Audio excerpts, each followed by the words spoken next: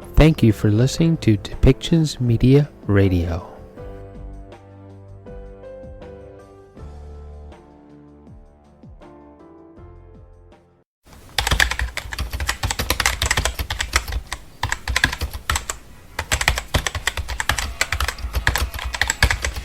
Welcome to Policy and Rights, the show about human rights and government policy.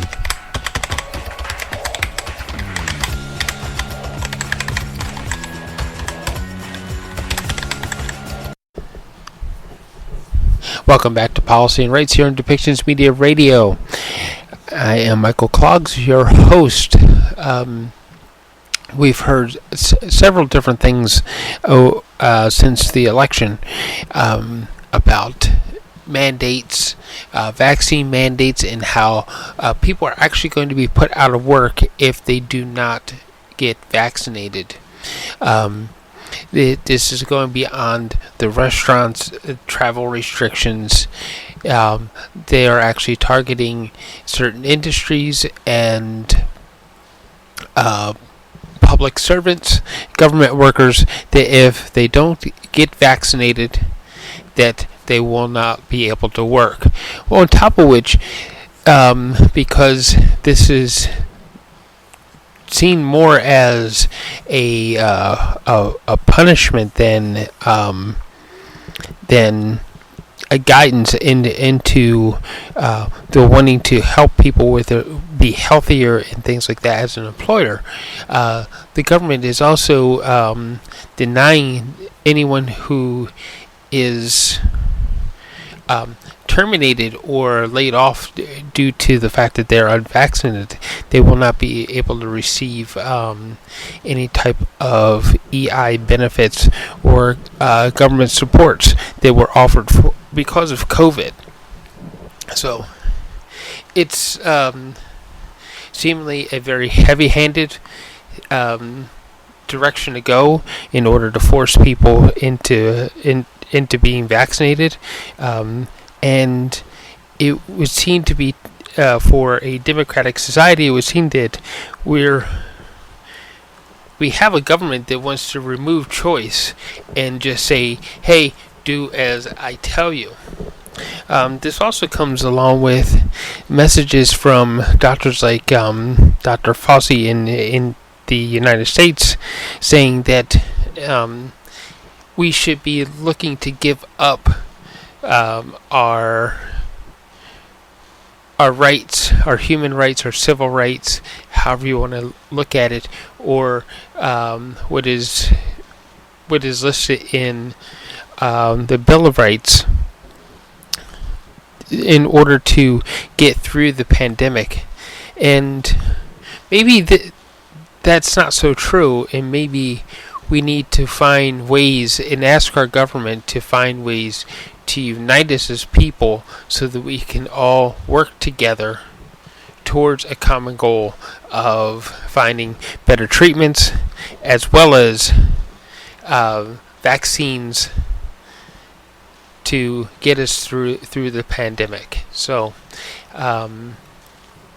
with that being said, there were other announcements, one made by Merck, that of course announced a pill that if somebody is positive and suffering from severe illness, that this particular medication could be life-saving in lowering the effects of COVID. We also know that there are long-term effects of COVID-19 that are going kind of unspoken about, that people who have had COVID-19 have long-term effects in lack of energy, that some of their internal organs, such as their heart, kidneys, and liver, are damaged. Would seem to be permanently, that they're not recovering from some of the effects, the organ damage effects of COVID-19. So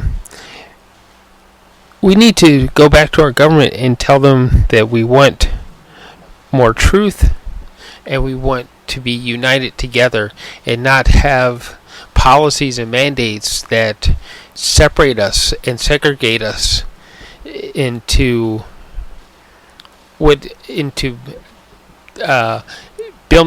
bending to the rule of what our elected officials are saying.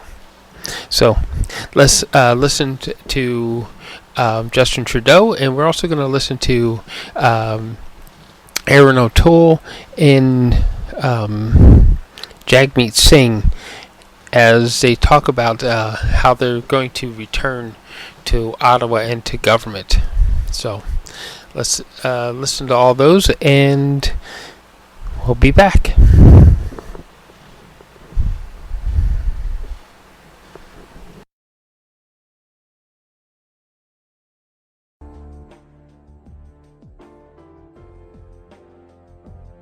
Thank you for listening to Depictions Media Radio.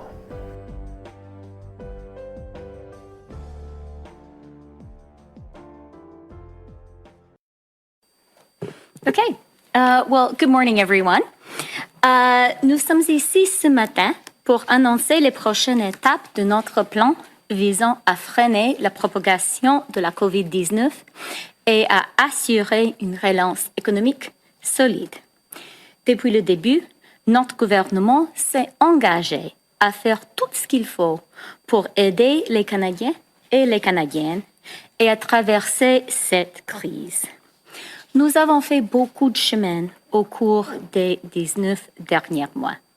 Les scientifiques ont accompli un travail incroyable pour mettre au point et fabriquer des vaccins contre la COVID-19.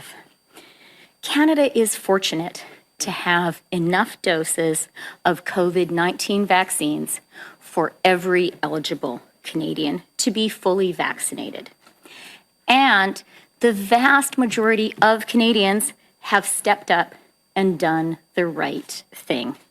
Around 89% of eligible Canadians have received one vaccine dose, and around 82% of eligible Canadians have received both. So please, if you haven't received your shots yet, please do so as soon as you can. And if you have any questions about the vaccines, please talk to your trusted healthcare provider. The evidence is absolutely clear that vaccines are safe. They prevent the spread of COVID-19. They significantly reduce the severity of cases. And most importantly, they save lives. They also allow our businesses and workplaces and schools to reopen and to stay open. Our absolutely strongest and most important economic policy continues to be a strong public health response, and that very much includes making sure all eligible Canadians get vaccinated. That is how we avoid further entirely preventable lockdowns. To fight COVID-19, our government has taken historically unprecedented action. We shut down our economy and we closed our borders.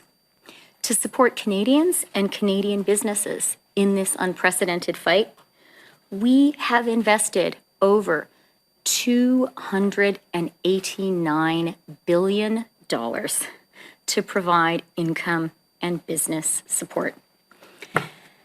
That is a lot of money, but it was absolutely the right thing to do. Now, we have a tool that will allow us to finish the fight against COVID, to keep our economy open, to keep our kids in school, and to let all Canadians get back to work. Vaccines. We absolutely must use this tool, and we will. So today, we are announcing 2 strong new mandatory vaccine measures. Let me start with the first. Federal public servants in the core public administration must be fully vaccinated by October 29th. This will apply to those who work in the federal government's various departments, the RCMP, Correctional Services of Canada, the Canada Border Services Agency, and many other offices and agencies. We are taking this step to protect those who work in the federal public service, their families, and their communities. This measure also protects everyone who does business with the public service, whether it is getting access to your benefits at a Service Canada office or safely traveling across our borders. Members of the public service who are not fully vaccinated or do not disclose their vaccination status by October 29th will be placed on administrative leave without pay as early as November 15th. Aujourd'hui, nous annonçons deux nouvelles mesures de vaccination obligatoire. Premièrement, les fonctionnaires fédéraux de l'administration publique centrale devront être entièrement vaccinés d'ici le 29 octobre, sauf exception très limitée. Cette mesure s'appliquera aux personnes qui travaillent dans les divers ministères du gouvernement fédéral et au sein de la GRC, du Service correctionnel du Canada, de l'Agence des services frontaliers du Canada et de nombreux autres bureaux et organismes. Nous prenons cette mesure pour protéger tous les employés de la fonction publique, leurs familles et leur communauté. Les fonctionnaires qui ne sont pas entièrement vaccinés ou qui ne divulguent pas leur statut vaccinal d'ici le 29 octobre seront mis en congé administratif sans solde dès le 15 novembre. We are also directing Crown corporations and agencies to implement policies that mirror those we are announcing today. The Chief of Defence Staff will issue a directive mandating vaccination for the Canadian Armed Forces. And we are working with employers in federally regulated workplaces. Les sociétés et organismes d'État devront aussi mettre en place des politiques qui reflètent celles que nous annonçons aujourd'hui. Le chef d'État-major de la Défense publiera également une directive rendant obligatoire la vaccination pour les membres des forces armées canadiennes. Et nous collaborons avec les employeurs des autres milieux de travail sous règlement fédéral pour faire en sorte que la vaccination soit une priorité. En tant que principal employeur du pays, nous voulons nous assurer que le gouvernement du Canada montre l'exemple et met en place une politique de vaccination qui assure la sécurité des gens. Notre gouvernement a d'ailleurs été réélu pour mettre en œuvre cette initiative clé. We also know that some parts of Canada are today facing a very difficult fourth wave of the virus. And there are sectors of the economy that continue to struggle. These responsible, practical, and tough actions we are announcing today will protect Canadians, prevent our healthcare systems from being overwhelmed, allow our children to continue to go to school, accelerate our economic recovery, and give businesses, including those in the hardest hit sectors, confidence that our strong economy is less vulnerable to COVID-19 related further lockdowns. Merci beaucoup. And let me now pass it over to the Prime Minister to talk about other measures that we're announcing today. Prime Minister. Thank you, Chrystia. Comme Chrystia l'a dit, on a fait beaucoup de chemin dans notre lutte contre la COVID-19. Avec des millions de gens pleinement vaccinés, le Canada est un leader mondial de la vaccination. Mais notre lutte n'est pas terminée. Depuis le mois d'août, on travaille pour mettre en place des mesures de vaccination qui vont assurer votre sécurité et celle de votre famille. Ces mesures vont aussi vous permettre de reprendre vos activités préférées. Aujourd'hui, on remplit 2 de nos principaux engagements, la vaccination obligatoire pour les employés fédéraux et la vaccination obligatoire pour les voyages. Chrystia has outlined what the mandatory vaccination that's in place immediately for federal employees will look like. The bottom line, proof of vaccination will be required by no later than the end of this month for all federal employees. And by mid-November, enforcement measures in place will make sure that everyone is vaccinated. This is about keeping people safe on the job and in their communities. And the same goes for the second commitment we made, mandatory vaccination on travel. By the end of October, everyone 12 or older on a plane or train within Canada should be fully vaccinated. There will be a short period where people who are in the process of getting vaccinated can show a negative COVID-19 test, but by the end of November, if you're 12 or older and want to fly or take the train, you'll have to be fully vaccinated, as will staff. Testing will no longer be an option before boarding. À la fin du mois d'octobre, toute personne âgée de 12 ans ou plus voyageant à bord d'un avion ou d'un train devrait être entièrement vaccinée. Pendant une courte période, on va permettre aux gens qui sont en processus de vaccination de montrer un résultat de test de dépistage négatif, mais à la fin du mois de novembre, vous devez être entièrement vacciné, tout comme les membres du personnel. Et le test de dépistage ne sera plus une option. If you've done the right thing and gotten vaccinated, you deserve the freedom to be safe from COVID-19, to have your kids safe from COVID, to get back to the things you love. And if you haven't gotten your shots yet but want to travel this winter, let's be clear. There will only be a few extremely narrow exceptions, like a valid medical condition. For the vast, vast majority of people, the rules are very simple. To travel, you've got to be vaccinated. These travel measures, along with mandatory vaccination for federal employees, are some of the strongest in the world. Because when it comes to keeping you and your family safe, when it comes to avoiding lockdowns for everyone, this is no time for half measures. Already, we're delivering on the first of our vaccine commitments, and in the weeks to come, we'll get the job done on a vaccine passport for international travel. We'll be there to foot the bill for provinces and territories that roll out proof of vaccination programs, and we'll introduce legislation to make it a criminal offense to threaten or harass healthcare workers. Les Canadiens ont remis notre gouvernement au travail pour en finir avec cette pandémie et pour avancer vers des jours meilleurs. On va faire le travail en matière de vaccination. On va rendre la vie plus abordable pour la classe moyenne. On va prendre des mesures ambitieuses pour le climat, tout en créant de bons emplois verts, et on va avancer sur le chemin de la réconciliation. Il y a beaucoup de travail qui nous attend. C'est pourquoi, plus tard ce mois-ci, on va assermenter un nouveau Conseil des ministres afin de mettre en œuvre notre plan progressiste.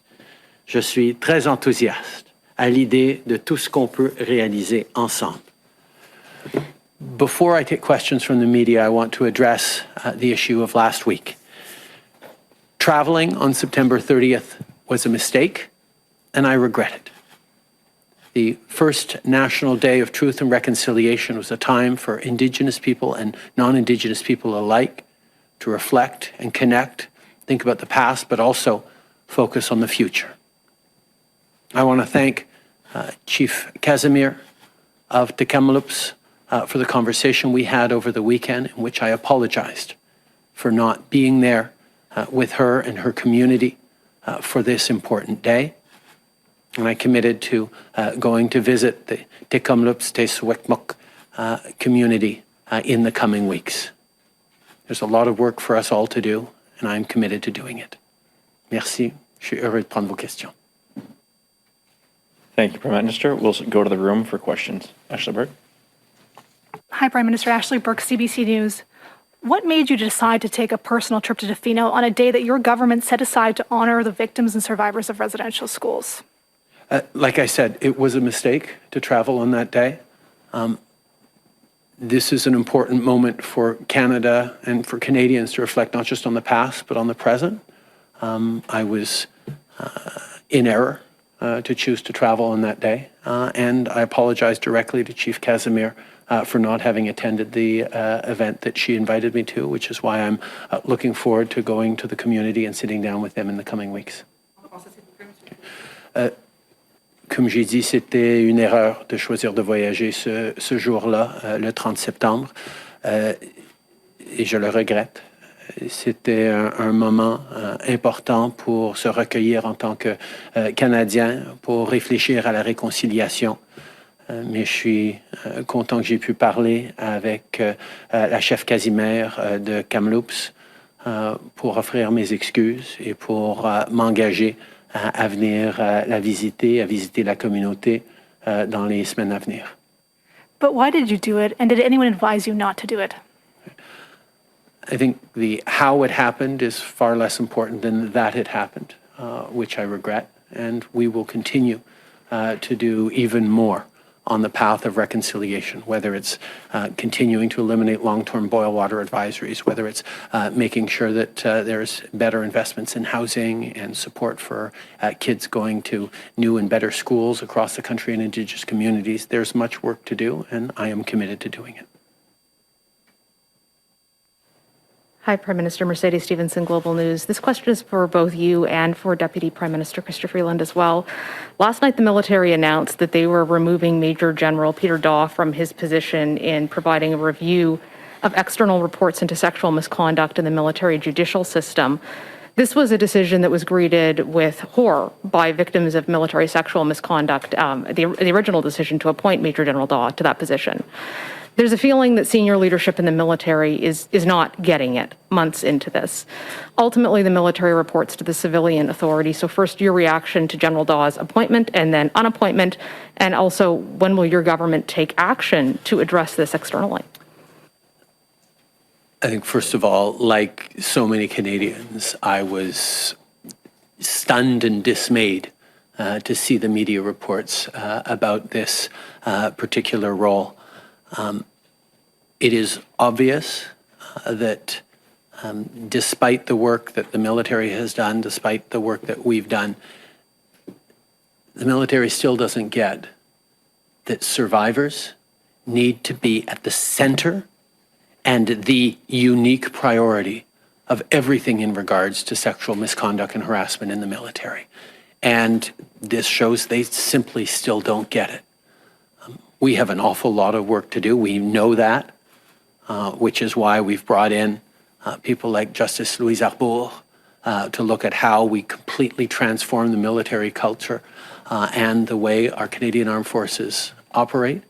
But this is, again, a reminder of just how much work there is to do before people understand within our armed forces that survivors need to be at the center of everything they do. Honnêtement, j'ai été stupéfait de voir les nouvelles qui racontaient cette nouvelle position et ces responsabilités. Ça démontre pour moi que malgré les efforts, et il y en a eu au sein des forces armées, ils ne comprennent encore pas que c'est les survivants, les survivantes qui doivent être au centre de toutes leurs actions. En termes de ressources, en termes d'écoute, en termes d'apprentissage. Et c'est évident que ce n'est pas encore le cas. Il y a beaucoup de travail à faire.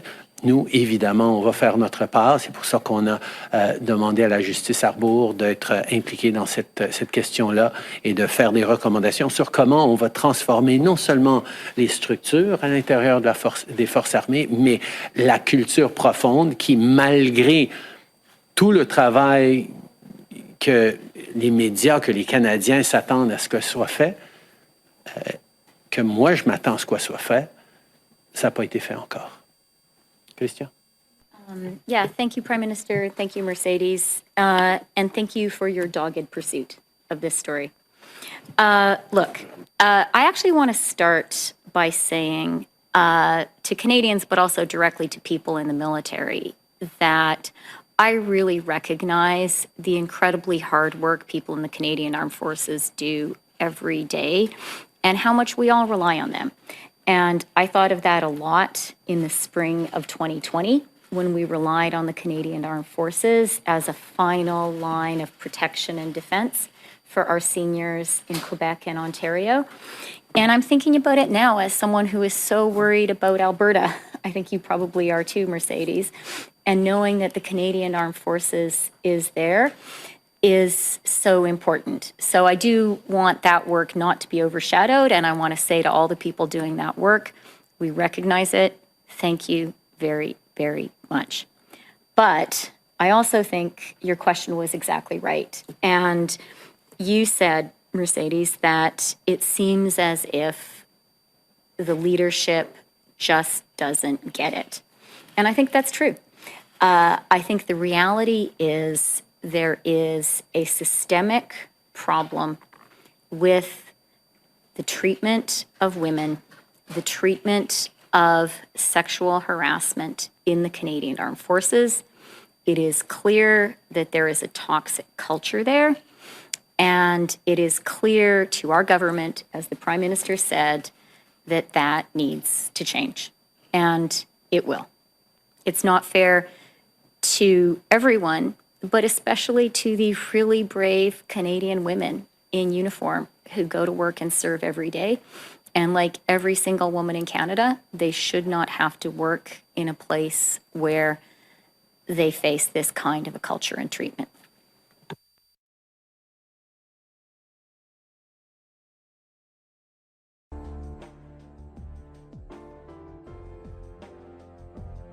Thank you for listening to Depictions Media Radio.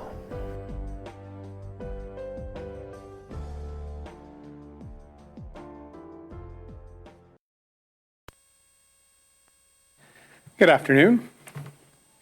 Following the election, I announced that our Conservative team will be doing a thorough review process and took immediate action to get the ball rolling the day after the election. As I said today during our first meeting as a caucus, as leader, I am accountable. Accountable for what went well and accountable for where we fell short. I'm also accountable for where we failed in executing on our plan for Canadians. And I take that responsibility very seriously. I'm resolutely committed to reviewing every element of our campaign. And my family and I are resolutely committed to the next chapter in our party's fight for this great country. Je pense que nous avons mené une bonne campagne et que nous avons une équipe exceptionnelle. Comme chef, je suis responsable de ce que nous avons réussi. Je suis aussi responsable de nos échecs avec notre plan pour les Canadiens. Et je prends cette responsabilité au sérieux.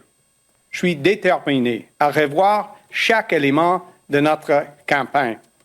Et ma famille et moi sommes prêts pour le prochain chapitre de notre parti et notre lutte pour le pays.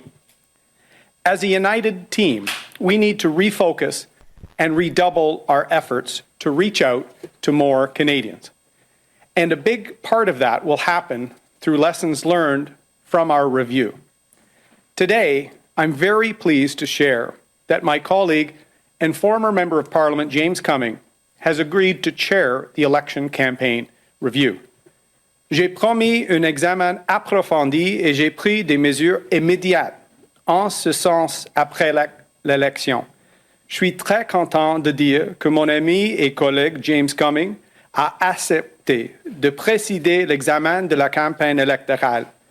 Je vais bientôt annoncer qu'un Québécois va assister James dans son travail. With the support of our caucus and the Conservative Party, James will conduct a thorough review of the national campaign. I'm very pleased that James has agreed to chair the review, and I look forward to his report, which will ideally be concluded by the end of this year. Our team is also focused on what comes next. We have a busy session ahead in the House of Commons. And if we take Justin Trudeau at his word, we may be back to the polls in the next 18 months. We know that too many Canadians are worried about what their financial future looks like, worried about their job, worried about the fourth wave of the pandemic, and worried about the rising cost of living. Canada's Conservatives will continue to focus on how we bring people together to make life more affordable for everyone and to bring this country together. This means ensuring people who are struggling the most get the supports they need. Canadians who've been left behind by the Trudeau Liberals know they have a voice in Ottawa with Canada's Conservatives. Ensuring that businesses who are unsure about the next few months look like they can have confidence in our future. And that Canadians who are worried about endless spending and debt know that we will continue to hold the Trudeau Liberals to account. We are excited to get to work with our new additions to the Conservative team. Une session occupée nous attend à la Chambre. Et si nous prenons Justin Trudeau au mot, nous serons de nouveau en élection dans 18 mois. Nous devons être prêts. Nous savons que trop de Canadiens s'inquiètent de leur situation et leur avenir financier, de leur emploi et de l'augmentation du coût de la vie. Les conservateurs vont continuer de travailler pour unir les Canadiens et de rendre la vie plus abordable. Together, Canada's Conservatives will continue to focus on uniting this great country and putting the interests of Canadian families first. We're ready to get to work for Canada. Thank you. Merci beaucoup. We will now be taking questions. Allons maintenant prendre les questions. Reminder, one question, one follow-up. Petit rappel, une question avec une question de suivi. The leader will take 6 questions today. Le chef prendra 6 questions aujourd'hui. We will start on the phone and then go to the room. Nous allons commencer au téléphone et ensuite poursuivre dans la salle. Operator, first question. Thank you. Merci. Please press star 1 at this time for any questions. S'il vous plaît, appuyez sur étoile 1 maintenant pour poser une question. And the first question, la première question est de Tom Kurski from Blacklock's Reporter. Please go ahead. La parole est à vous. Mr. O'Toole, there were several motions that lapsed in the last Parliament. Appointment of Special Committee on Canada-China Relations. There was a Health Committee order compelling release of 1 million documents on pandemic management and also records regarding the National Microbiology Lab in Winnipeg. You recall the president of the Public Health Agency was summoned to the bar. Will you ask the House to bring back all those motions, the ones that I mentioned that were the most relevant? Our team will be asking to bring back the most important issues facing Canadians, particularly in economic recovery, but also serious questions about cover-ups the Trudeau government committed before the last election. The National Microbiology Lab in Winnipeg, one example. Pandemic documents that they refused to release. The Trudeau government was willing to take Parliament to court rather than to be accountable. Canada's Conservatives, from day one, will be united and will hold Mr. Trudeau to account. If, as follow-up, if you could address the Special Committee on Canada-China Relations as well, that the Public Health Agency order was through that committee. Do you want to see that committee return? Will this be piecemeal motions, or do you want to bring it all back as quickly as possible? The Conservative opposition will put forward a number of measures to get this Parliament moving and being accountable to Canadians. Obviously, committees that were set up in the last Parliament will have to be re-examined and special committees restruck. But I want to send one crystal clear message to Canadians. We know you're worried about the financial future of this country. We know you're worried about the division we've seen after 6 years of Mr. Trudeau. Canada's Conservatives will be your voice in Parliament, and we will use our review with Mr. Cumming to make sure we're the choice for more Canadians whenever we next go to the polls. Opérateur, prochaine question. Maybe we can go to the room. Next question. Let's go to the room. Marika Walsh with the Globe and Mail. Hi, Mr. O'Toole. Your caucus voted today to give itself the power to remove you at any point. What does that mean for how long you'll be leader? Our caucus is fully united, and we're ready to get to work to fight for Canadians. I've supported the Reform Act since Michael Chong brought it in. I voted for it in 2015, 2019, and I encourage people to vote for it today. It's about making sure we are united as a caucus and focused on fighting for Canadians, which we will. Shannon Stubbs said today she wants the review of that the party membership gets to vote on you to happen within 6 months rather than by 2023, which is currently scheduled. You're the leader. You could decide that that's what should happen. So will you ask the party to hold a vote among membership on your leadership within 6 months? We had a discussion with all caucus today. It was a very important discussion as a team, as a family. In fact, it was the first time I was ever able to gather with my entire team in one room because of the pandemic. We are all disappointed with the result in the election, no one more so than me, which is why today we announced that Mr. Cumming, the outgoing MP, will be conducting the review. That review will involve our caucus, our National Council, the Conservative Party, and the Fund to make sure we do a 360 review on where we fell short, what we did right, so that we can win an election that could be here in the next 18 months. Next question from the room. Hi, it's Annie Bergeron-Oliver with CTV National News. Andrew Scheer was able to witness support of his caucus in the first meeting after the last election, and when he made his press conference, he was surrounded by all of his caucus MPs. You today, I notice, are alone. 2 months after Andrew Scheer made that announcement, he resigned. So given the fact that caucus today gave itself the power, among many things, to oust you as leader, why do you think that you will be spared a similar fate to Mr. Scheer? Well, as you know, Annie, Mr. Scheer made a decision several months later that wasn't affected by the Reform Act. In that meeting a few years ago, I voted for the measures of the Reform Act, as I did in 2015, as I did today, as I encouraged my caucus to. We are united. We have a process in our party that will respect one another, and we put forward priorities that will fight for Canadians. And at a time that Mr. Trudeau has already been caught lying and disappointing Canadians in his first 10 days after the election, they need us to be ready to secure more votes from more Canadians in the next election, and I will work relentlessly to do that. Follow up. You know, this morning there were a number of MPs that we spoke to who said that they were upset about how you managed the campaign and that the party actually lost seats. You're saying today that you're taking responsibility and nobody is more disappointed than yourself. So in what way do you think the party needs to change? What do you think went wrong in the last election, and what are you going to be doing differently? I am responsible, and I accept that responsibility. We fell short. When I had a plan for us to win the confidence of more Canadians, we fell short. The simple reason for why that happened was Mr. Trudeau used the pandemic to divide Canadians. We did not. Did we pay a price for it? Perhaps we did.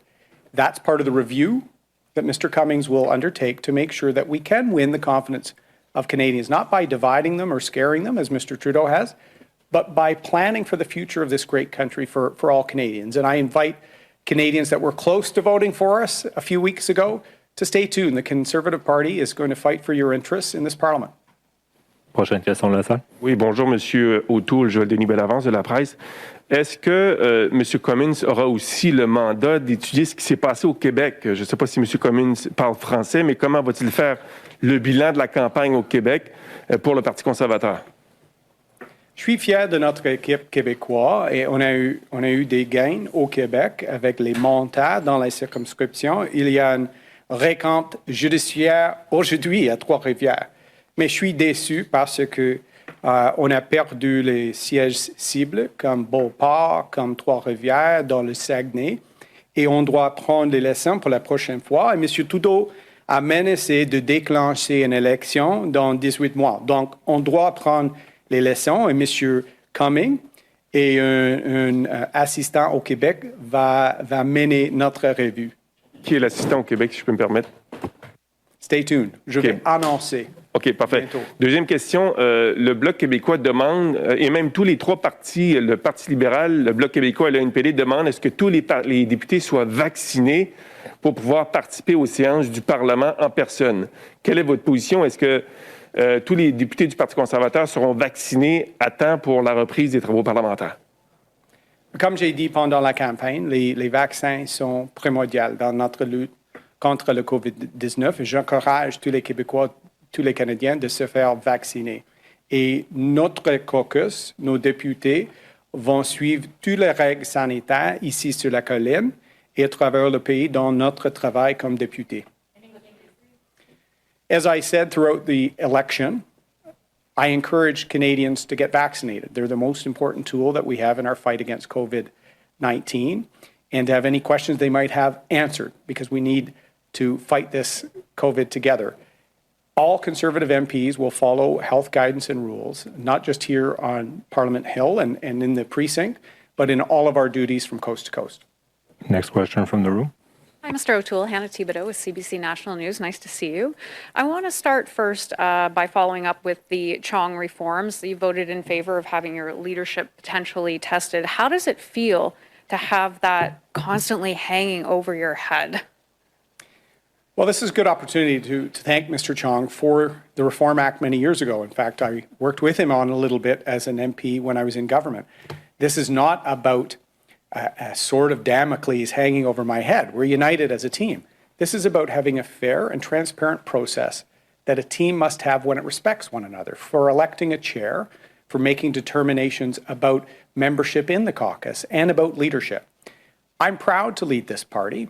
I'm proud of the country, and I'm proud of our MPs. We're going to work together for the well-being of the country, and the Reform Act is about transparency and respecting our democracy. Paul. Quel est le mot pour sword de Damoclès en français? On a un processus clair pour notre caucus parce qu'on doit avoir une approche de respect pour tous les membres de notre caucus. Nous venons de lire un chef de notre caucus, Scott Reid, et on a un processus pour tous les membres, incluant le chef. Nous sommes unis comme une équipe pour le bien-être des Canadiens et des Québécois. Follow-up. My follow-up question is about some of the criticisms you've been taking since the election was over. One of the big ones is that you campaigned in the leadership as a true blue Tory, and then come the election campaign, you moved the party towards the centre. And in fact, even saying this isn't your dad's Conservative Party. Is that the way you will continue to take the party, is towards the centre? Well, Hannah, I'm very proud of this party, and I'm proud to lead the party. And I'm a suburban dad. I grew up in the suburbs of Toronto. Those are the sensibilities I have. And I want to make sure we speak for suburban and urban families, many of whom were considering voting for us midway through this election. I want to say we're going to continue to talk about economic recovery. We're going to continue to talk about transparency in government, trust in government again. And I think we will win more seats. I think the pandemic prevented us from securing the vote of enough Canadians, but I'm proud that we are drawing men and women from all backgrounds in all parts of the country who are running to build the country up, not to divide it. Dernière question. Bonjour, Olivier Boissé de TVA. En continuant là-dessus, est-ce que justement le fait que vous ayez tenté ce recentrage-là, mais que ça s'est concrétisé dans des pertes, même en ville, là, on parle dans le GTA, vous avez fait des pertes, vous avez perdu des sièges. Est-ce qu'il y avait de la frustration par rapport à ça aujourd'hui au sein de votre caucus? Nous sommes déçus comme un caucus parce qu'on a perdu une élection, bien sûr. Je suis responsable comme chef. Je suis le plus déçu dans notre équipe. On a eu des gains au Québec dans nos circonscriptions, mais malheureusement seulement les mêmes 10 circonscriptions. On a eu des gains à Terre-Neuve, au Maritime, et dans certains sièges en Ontario, mais on a perdu les députés extraordinaires en Colombie-Britannique et en Ontario. Et on doit apprendre les leçons. On doit commencer le processus immédiatement parce que M. Trudeau a menacé de déclencher une élection dans un autre 18 mois. Donc, j'ai nommé M. Cumming pour une revue et on doit apprendre les leçons avant la prochaine élection. Mais vous dites quoi à ceux qui disent que votre parti est rendu homogène, ne se distingue pas vraiment, puis que pour gagner, vous devriez miser sur des valeurs conservatrices? Nous sommes le seul parti qui a eu un plan d'équilibrer le budget. Nous sommes pour les PME, les femmes familiales. J'ai beaucoup de respect pour nos forces armées et les familles militaires. Je suis un fier conservateur, mais on doit gagner la confiance des familles dans les banlieues, au Québec, en Ontario, d'un océan à l'autre. Et M. Cumming va commencer une revue pour la prochaine élection. Et je suis très fier de notre équipe, mais on doit attirer les Canadiens dans la prochaine élection.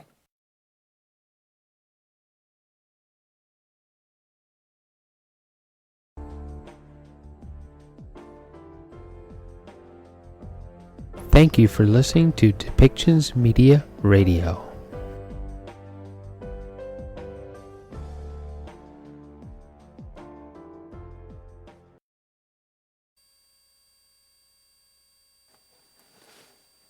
Hi, everybody. Good to see you all. Nice. It's like I haven't seen you in a while. We have seen each other on the train, and the bus, I mean. I want to start off, I have some incredible folks that I want to introduce you to that you're going to be seeing a lot more of in the next coming years. So I'll start on my far left there. We've got from Nanaimo Ladysmith, Lisa Marie Barron. Really excited to have you on the team, and she'll be someone you'll be seeing a lot of. Next, we have Blake Desjardins from Edmonton Griesbach. Again, someone I'm hoping you'll get to know. An incredible new set of MPs that I want to introduce to you. Laurie Idlout from Nunavut. Thank you so much for being here, Laurie. And Bonita Zarillo from Port Moody Coquitlam. We've got some great folks that I just wanted to introduce you all to, and I wanted you to get to see them. Today, I want to chat about a couple things. First off, I want to outline some of the things that were our priorities now, coming out of our caucus meeting yesterday and the discussions that we've had, as well as what our priorities given the realities that we're up against. There are some immediate things that the Liberal government can do if they want to signal that they want to work with us. Our priorities have remained the same. We want to help people out. And right now, people are still dealing with the immediate threat of the pandemic, and they need help right now. So there's some things that this Liberal government could do if they're interested in helping people. We know that people are desperate for help in Alberta and Saskatchewan. We need to see proactive steps to help those people out. That means supporting frontline healthcare workers. That means making sure our healthcare is invested in to help those folks provide the care necessary, because there are some really desperate people and some really desperate and painful stories that we're hearing from people around the fact that they can't get the care they need because of the Conservative government that starved them of funding, and because of subsequent federal, Liberal and Conservative governments that have starved the federal transfers so that provinces aren't getting enough. So we need to see some action on that.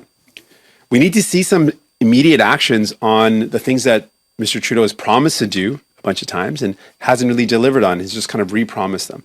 He promised to make sure that domestic travel would require proof of vaccination.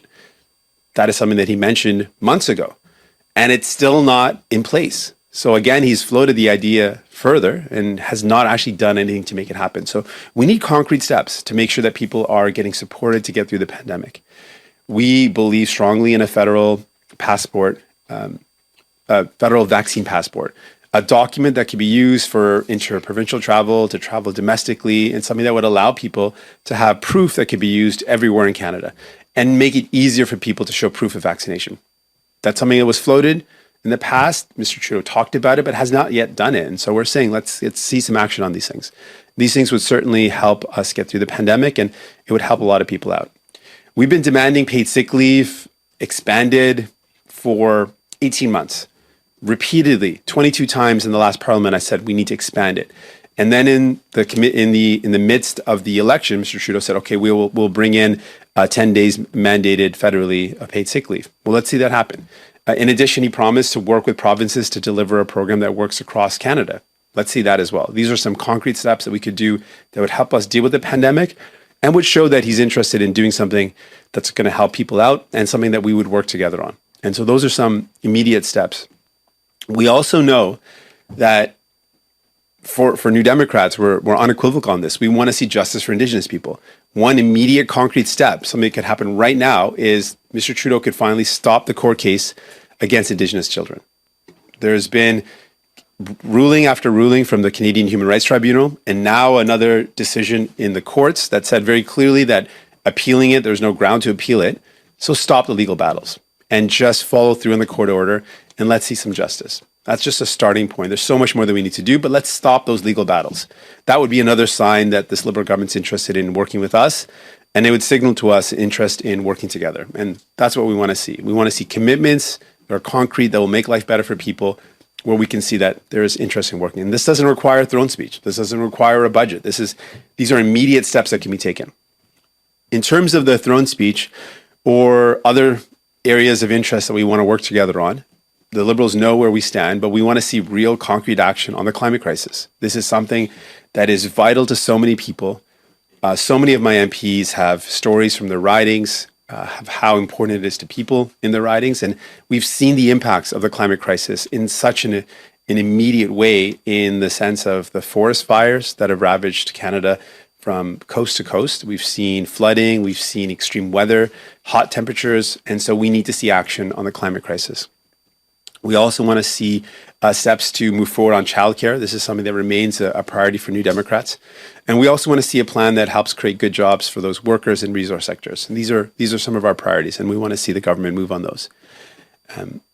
Donc, je veux aujourd'hui parler de si le gouvernement libéral veut travailler avec nous, on a besoin des signes qu'ils sont prêts de travailler ensemble et des signes qui montrent qu'ils ont les mêmes valeurs ou des objectifs qui sont similaires à les nôtres. Donc, quelque chose que le gouvernement peut faire maintenant, tout de suite, sans avoir un discours de trône, des choses le gouvernement peut montrer maintenant, tout de suite, sont d'arrêter les poursuites en justice contre la communauté autochtone, les enfants autochtones. Après la décision du Cour de justice dans le cas de l'appel de la décision décision du tribunal des droits de la personne du Canada. Après tout ça, c'est clair qu'ils n'ont pas un cas contre ces enfants et ils doivent tout de suite arrêter la poursuite contre ces enfants.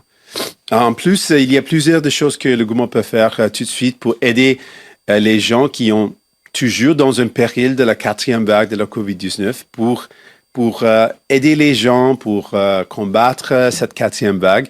Donc, on a demandé à plusieurs reprises, 22 fois dans les derniers 18 mois, qu'on doit avoir une expansion du programme de congé des maladies payées. Et 22 fois, M. Trudeau a dit non. Donc, s'il veut travailler ensemble, il a l'opportunité maintenant de mettre en œuvre une expansion, de faire ce qu'il a promis de faire pendant les élections, de mettre en œuvre un projet de loi pour, au niveau fédéral, d'avoir 10 journées de congé des maladies payées. On peut commencer avec ça montre le leadership. Mais aussi, il a promis de travailler avec les provinces et territoires pour mettre en œuvre un programme national, un programme qui fonctionne à travers le pays. Donc, n'importe quelle sorte de programme, on veut voir que tous les Canadiens et Canadiennes ont accès à un programme qui leur donne l'opportunité de rester chez eux quand ils tombent malades. Donc, ça, c'est quelque chose qui peut aider dans la bataille contre la COVID-19 et c'est quelque chose qui peut vraiment aider les gens en général. Donc, ça, c'est quelque chose que le gouvernement peut montrer tout de suite et ça peut montrer qu'ils sont prêts de travailler ensemble avec nous. Finalement, c'est quelque chose qui frappe vraiment fort tout le pays et tous les gens sont inquiets, c'est la crise climatique. Donc, on veut voir des engagements pour faire face à la crise climatique. Ça peut aussi montrer que le gouvernement est prêt de travailler ensemble avec nous. Comme on a dit, notre but, c'est d'aider les gens. Ça, c'est notre priorité. C'était toujours notre priorité. Et dans ce gouvernement minoritaire, les gens ont décidé d'avoir un gouvernement minoritaire. Notre travail, c'est de s'assurer que ce gouvernement fonctionne pour les gens. Donc, ça, c'est ce qu'on veut voir. Et le gouvernement a une opportunité maintenant de montrer qu'ils sont prêts de faire ça. Le service de garde, c'est toujours une priorité pour nous. Donc, on veut voir que le gouvernement libéral continue de créer, de signer des accords ou de faire le travail nécessaire pour réaliser un tel programme et pour aider les gens qui ont toujours besoin de plus d'accès. Au Québec, c'est toujours un enjeu. On a un programme incroyable, mais il y a un manque des espaces pour les familles. Donc, on veut régler ça. On veut aller de l'avant avec ce programme.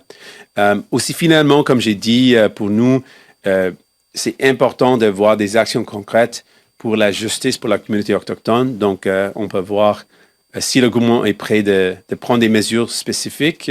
C'est quelque chose qui peut montrer qu'ils sont prêts de travailler avec nous et on est ouvert. Donc, avec ça, merci encore. Je veux remercier mes députés. Je l'ai introduit en anglais, je l'ai fait encore en français. Pour Nanaimo Lady Smith, on a Lisa Marie Barron. Ici, on a Blake Desjardins pour Edmonton Grisba. Puis pour Nunavut, Laurie Idlaut. Et puis Bonita Zurella pour Moody Coquitlam. Merci beaucoup. And with that, I'm ready for any questions you might have.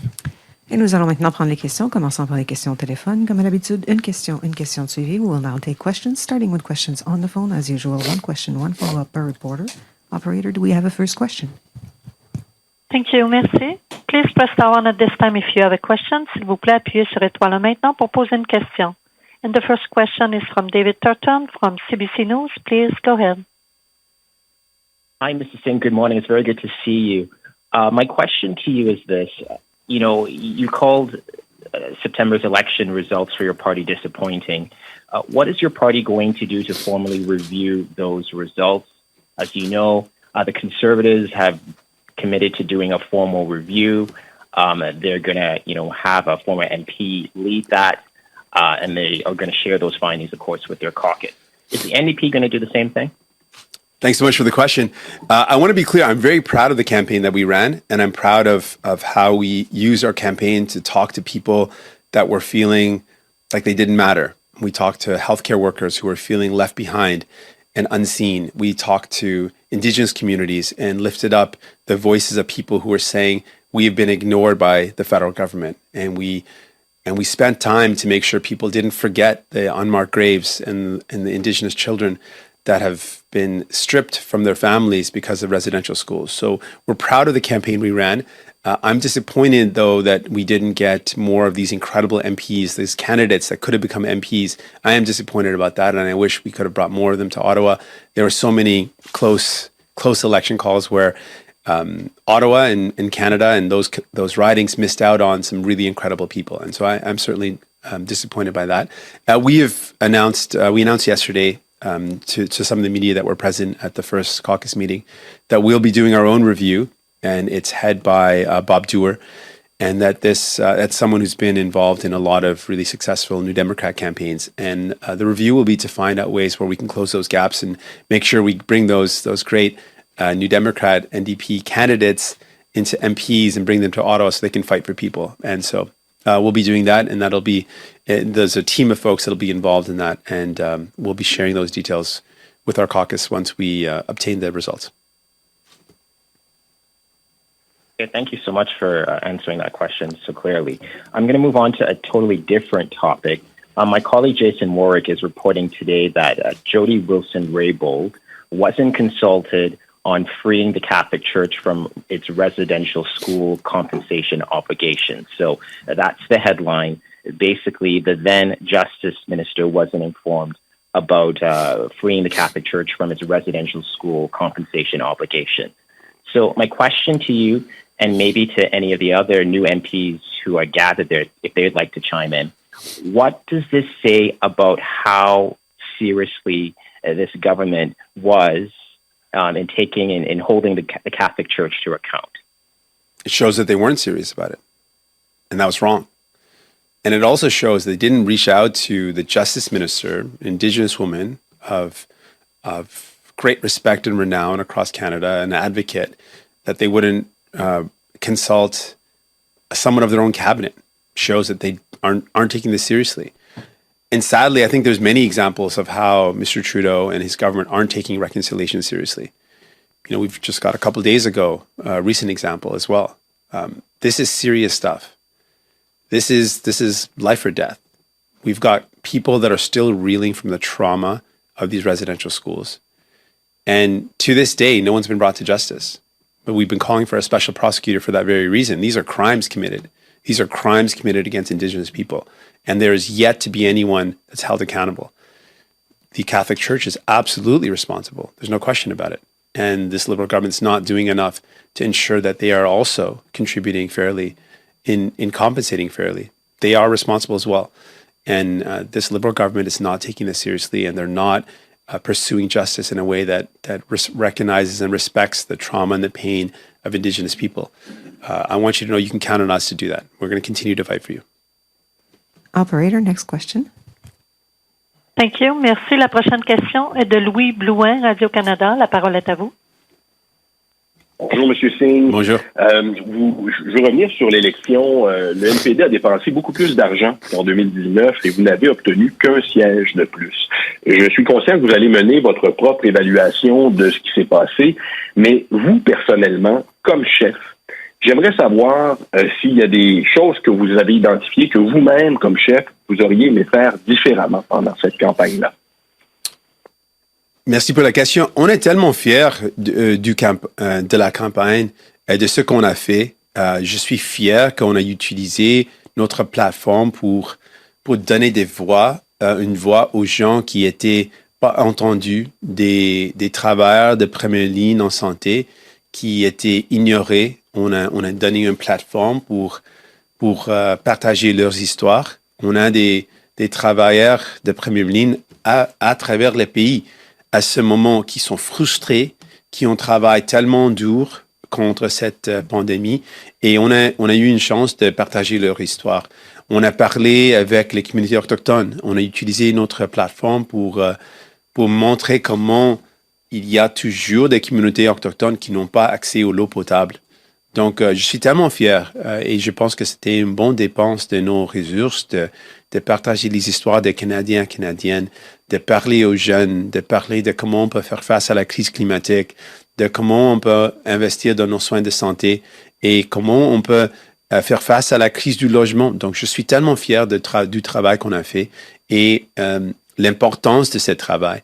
Et je suis toujours ouvert de trouver des façons comment on peut améliorer notre campagne, de comment on peut réussir à avoir plus de sièges parce que je crois profondément que plus de sièges néo-démocrates va dire que les gens vont avoir plus d'aide parce que c'est nous qui vont dire que les autres riches doivent payer le juste part pour investir dans nos soins de santé, pour investir dans une assurance médicaments universelle, pour investir dans les programmes sociaux, pour bâtir des maisons sociaux et abordables.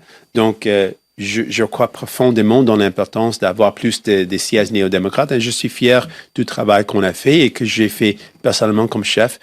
Mais on va faire une analyse de ce qui s'est passé pour savoir comment on peut améliorer les résultats dans l'avenir.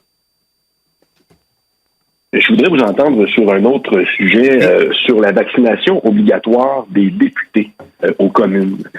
À votre sens, est-ce que les gens qui se présentent en personne aux communes devraient être vaccinés? Quelle est votre position là-dessus? Oui, je pense qu'ils doivent être vaccinés. And we'll now take questions from the room. Nous allons maintenant prendre des questions de la salle. Ashley? Hi, Mr. Singh. It's Annie Bertrand-Oliver with CTV National News. Hey there. All good. Part of your caucus meeting yesterday was talking to your new caucus about what went well, what didn't go well in the campaign. I'm wondering what kind of feedback you heard, and why do you believe that the party only gained one more seat than in 2019? So, yeah, we talked a lot about some feedback around the campaign, and we heard that the national campaign went really well. We were able to connect with lots of folks and share the stories, like I mentioned, the stories of frontline healthcare workers, of Indigenous people. We spoke to young people about how we could tackle the climate crisis, and we talked about how we could invest in our healthcare and make sure that it's there for people when they need it. So there's a lot of good feedback around that, and people felt supported nationally with the national campaign. One of the things that we identified that we need to do more work is, on the ground. There's a lot of races where we're very, very close, about 12 seats where we're within 1 or 2% of the vote. And there's some work that needs to be done on the ground. And so that's part of the analysis that we'll be doing to get more details around what we can do to improve that. And I look forward to that. And I want to find ways where we can win more seats because I really believe, I believe very deeply in my heart, Canadians are better served when there's more New Democrats elected. We fight for you, we stand up for you, and people have shown in this election that they have increased support for us because they believe that we've been there for them. You talk about the ground game, so that actually goes into my next question. There has been some criticism that the party spent too much money on the Leaders campaign and on making sure that your image was out there on every platform and didn't funnel enough of the money into the local riding associations to help improve their ground game. Do you believe that this was a factor? Well, I think that there is more that we can do on the ground, and we'll figure out exactly what that looks like and what the most effective way to do that with the review that we're doing. I think that'll help uncover specifically what we need to do. Because I really, like I said, we've got these great 4 MPs with me today, and I hope in the future to have many more to show to you, because you'll see the difference. When people in their communities elect New Democrats, they feel a difference. When it comes to getting help in their constituencies, New Democrats provide better help. When it comes to speaking up for people's needs, New Democrats fight harder. And I believe that, and I know that because we're focused on people. And so I want to get more New Democrats elected because I know they'll fight for you and they'll lift you up. Prochaine question, Raymond. Bonjour, M. Singh, Raymond Filion de TVA. Bonjour. Content de vous voir. J'aimerais revenir sur le voyage de M. Trudeau à Tofino. Il a fait un acte de contrition hier, mais là, ce matin, on apprend que la luxueuse résidence où il a siégé appartient à l'épouse d'un homme d'affaires qui a été nommé en 2017 dans les Paradise Papers, en lien avec les paradis fiscaux.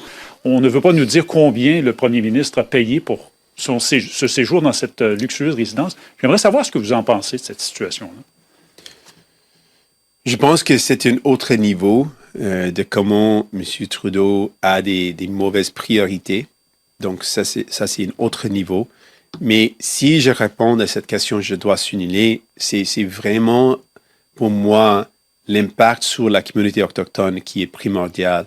Parce que c'était la première fois dans l'histoire de notre pays de commémorer une telle journée, une journée pour la réconciliation, pour la vérité. Et le fait qu'elle a choisi pour la première fois dans notre pays qu'on a eu une journée comme ça, une journée grave et sérieuse, le fait qu'elle a choisi cette journée par exprès, parce que c'est une première ministre, elle a planifié cette date depuis, on pense, longtemps.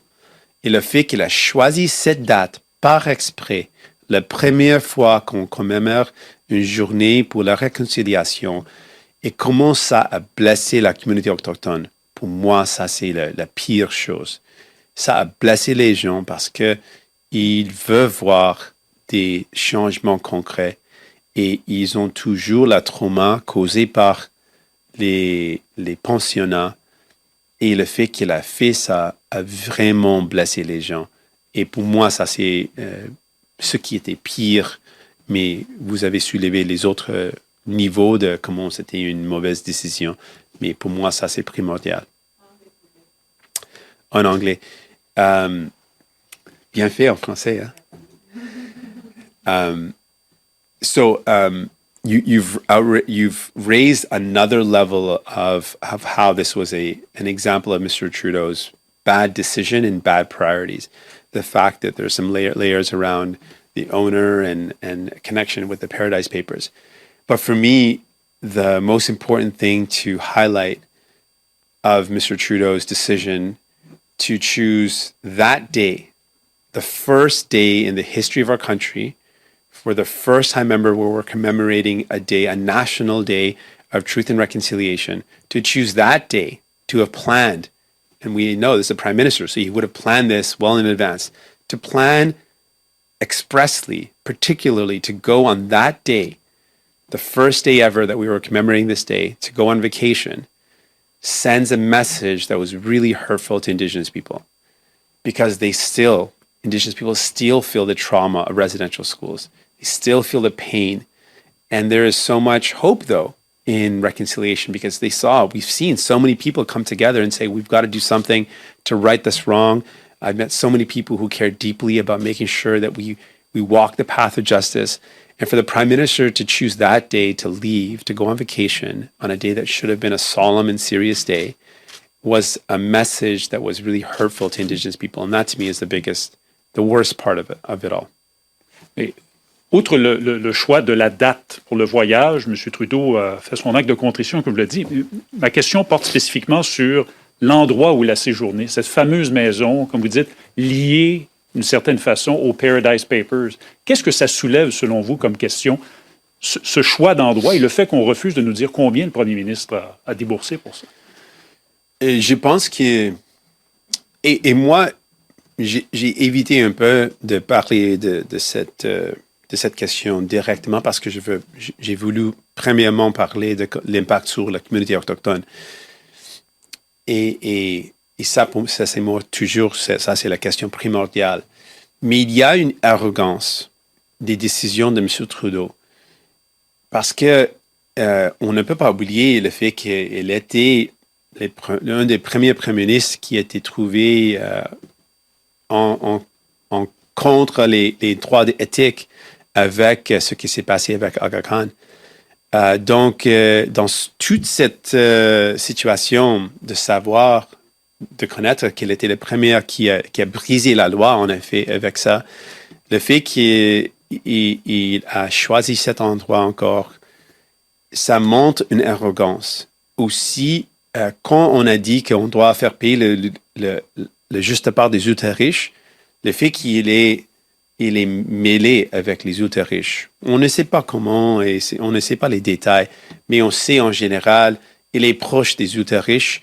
Et peut-être ça, c'est pourquoi il a toujours opposé des mesures de faire payer le juste part des ultra-riches. Donc, ça montre encore une amitié, une relation proche des ultra-riches. Et ça montre effectivement de quel bord ils se battent. Et souvent, il a dit ça pendant la campagne électorale, on ne peut pas poursuivre les ultra-riches avec unlimited zeal. Et on a dit, oui, on peut et on doit le faire. Les gens demandent ça. Donc, je pense que ça montre encore ses priorités et la contraste avec mes priorités. Next question, Hayden.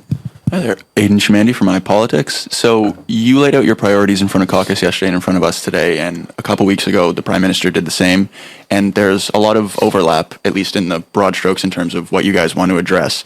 But I'm wondering, given what was in your platform and what was in their platform, there were some pretty stark differences in terms of how you want to approach those issues. So when it comes to things like climate change or housing or reconciliation, when these issues come up for debate and votes in Parliament, how far are you willing to go to kind of get your way? Are you willing to, like, no bill is better than a bad bill? The big difference for us is we want to get things done. And Liberals seem to, they want to campaign on things, they want to promise things, and they don't want to deliver on them.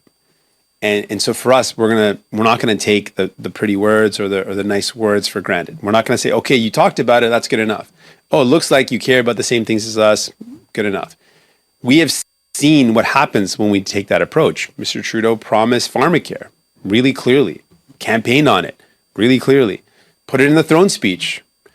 And it turned out they were just all words, because when the first opportunity came to actually vote on it in a concrete way, and I want to remind folks that we used the language directly lifted from the government's own commissioned report on how to bring in pharmacare.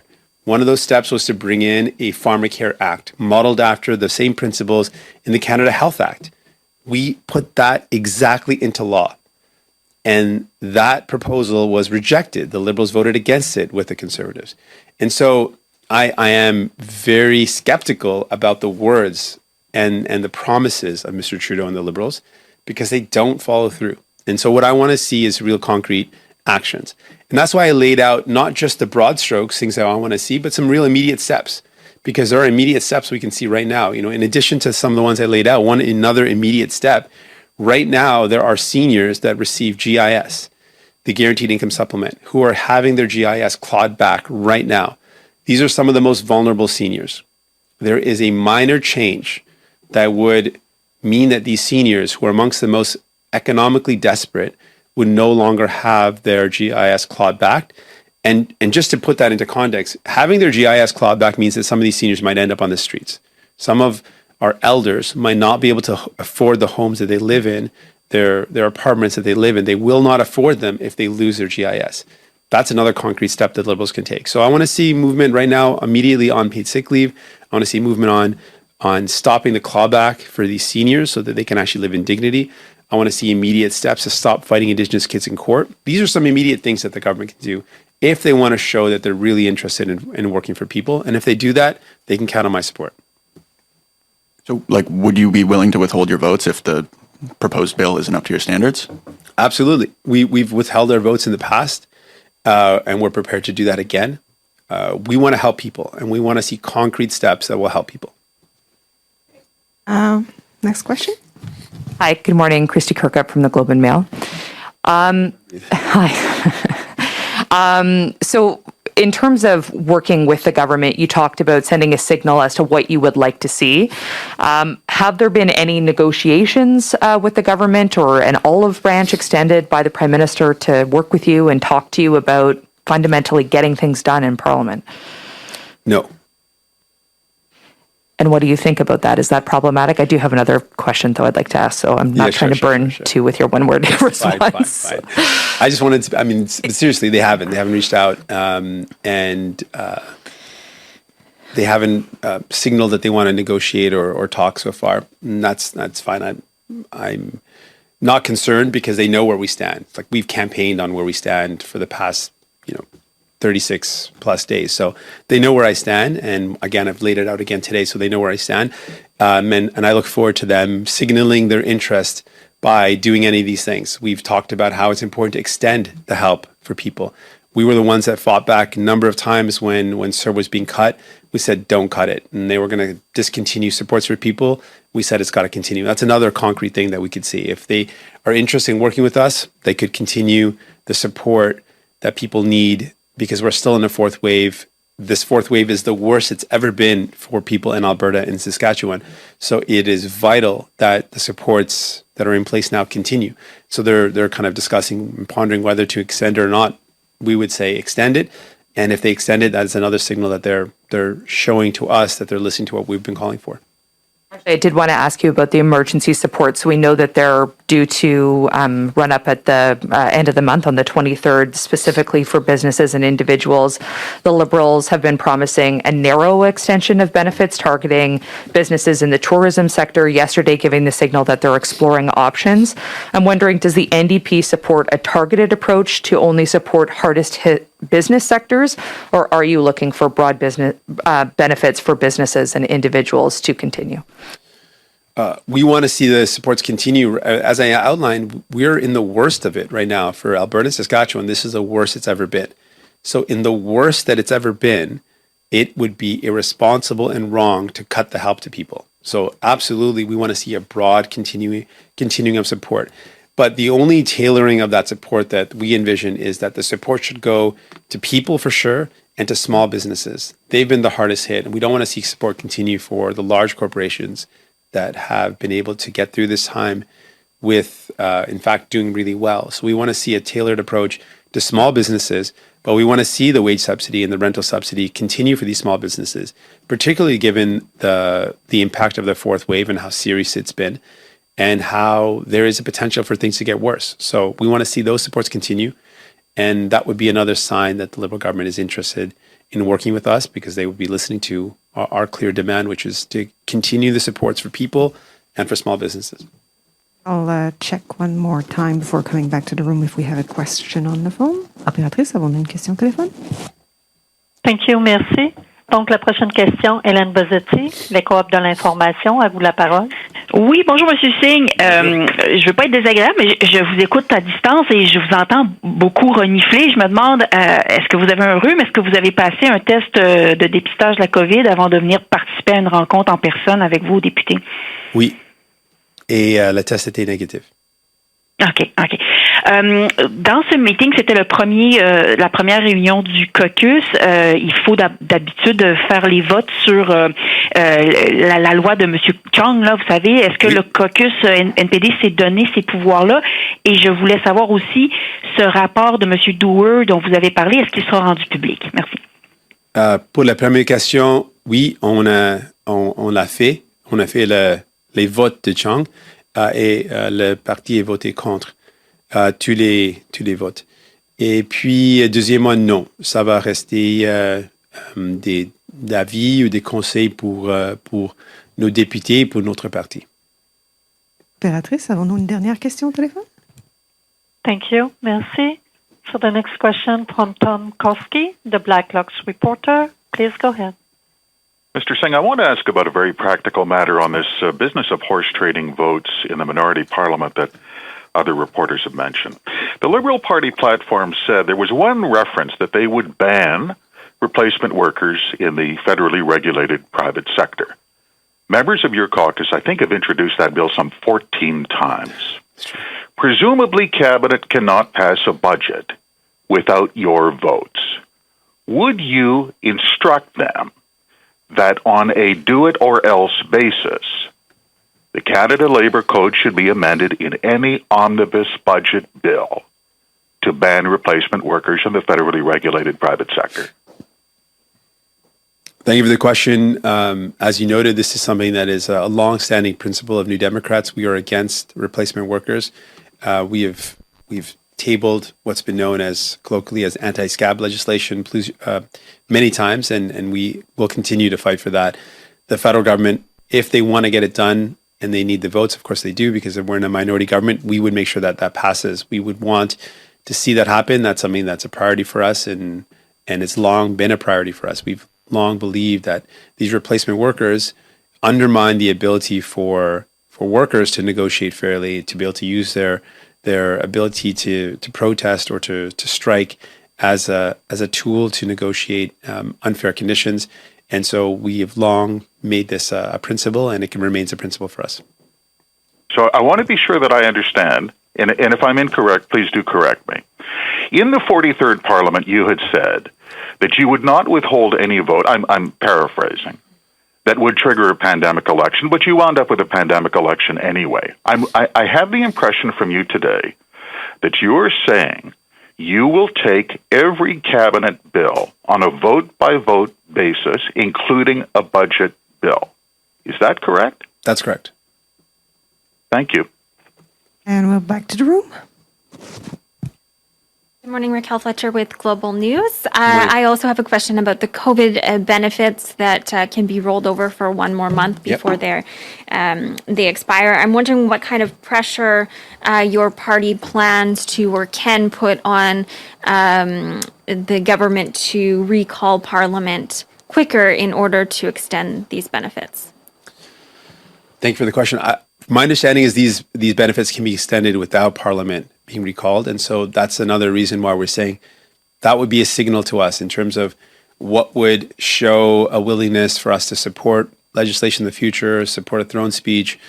I'm not worried that they haven't reached out. Earlier question was raised, have they reached out? And I said, no, I'm not worried about that because we've laid out some of our concerns and our priorities, and the government can choose to work with those or not. One of those would be to continue the supports, and they can do that without recalling Parliament. So that would be another indication of their willingness to work with us. And it would signal seeing an extension of the supports for people and for workers and for small businesses would also go in the direction of securing our support for a potential throne speech. So we want to see these steps that we've outlined, these first steps that can be taken. And if any of them are moved on, it would be a positive signal.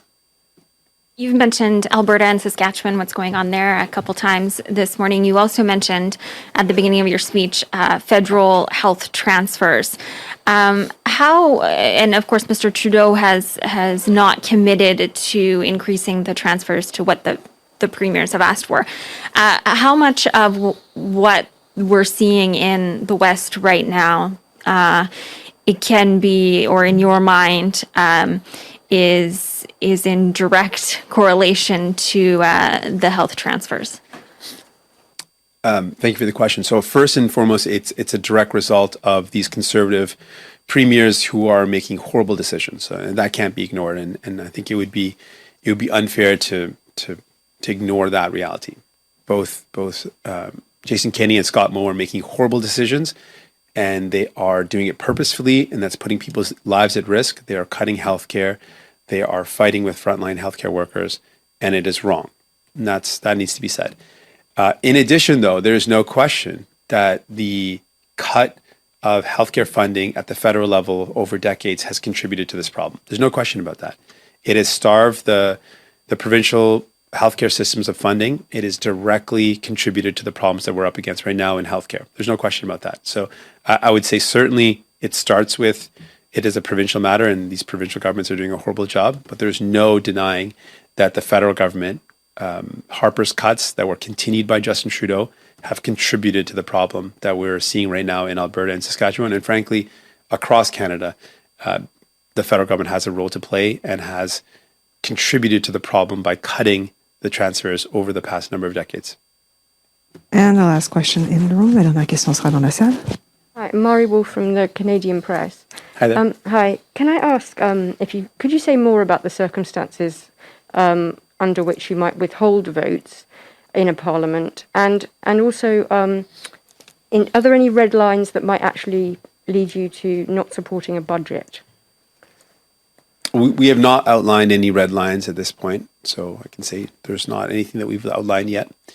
And in terms of withholding votes, we want to do what's in the interest of Canadians. We're going to fight for Canadians every step of the way. We're going to fight for the things that we've outlined, the help that people need, whether it's fighting the climate crisis, fight to make sure we're reducing our emissions, fight to create good jobs, making sure we invest in healthcare, and some of those immediate things we said, continuing the help for workers and for small businesses, making sure paid sick leave is moved forward, making sure that the end to the clawbacks on the GIS, these are things that are immediate things. And we are prepared to withhold our votes. And so that's why we're calling on the government to show that they're interested in working together. And this concludes the press conference. Ceci met fin la conférence de presse. Merci. Thanks so much. And a big thank you to my MPs for being here. That's amazing. Thank you so much. Appreciate you. Thank you.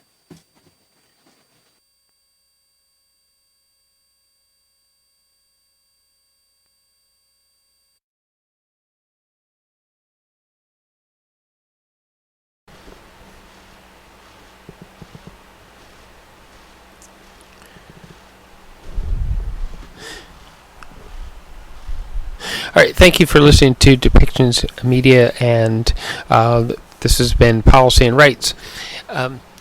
To closing thoughts, of course, Aaron O'Toole at this point is being asked by the Conservative Party to possibly step down.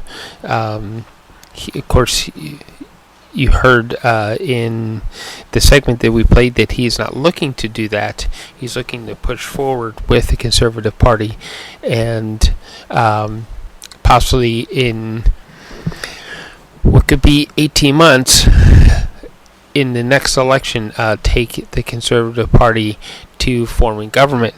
So we'll have to see how that all plays out with Aaron O'Toole and who would be the new Conservative Party leader if he steps down.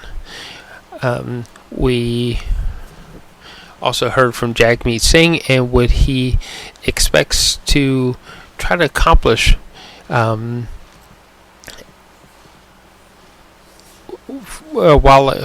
in Ottawa after this election, because the NDP party did recover enough seats to have quite a bit of say in what the Liberal government actually can accomplish.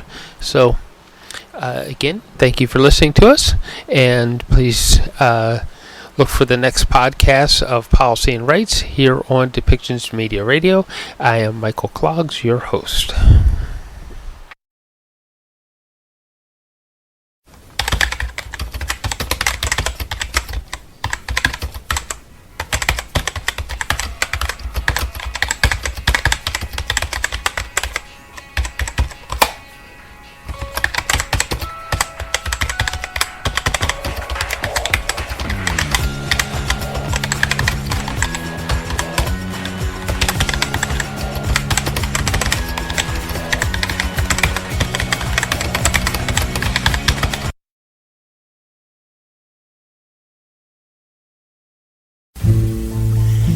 Thank you for listening today, and thank you for supporting us with our sponsors.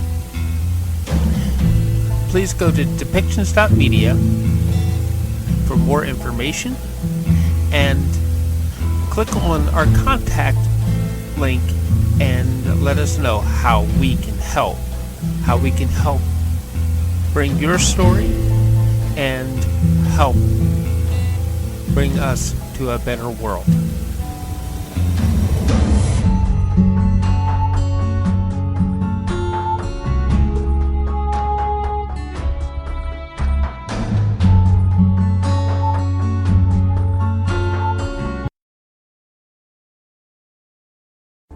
This show has been produced by Depictions Media. Please contact us at depictions.media for more information.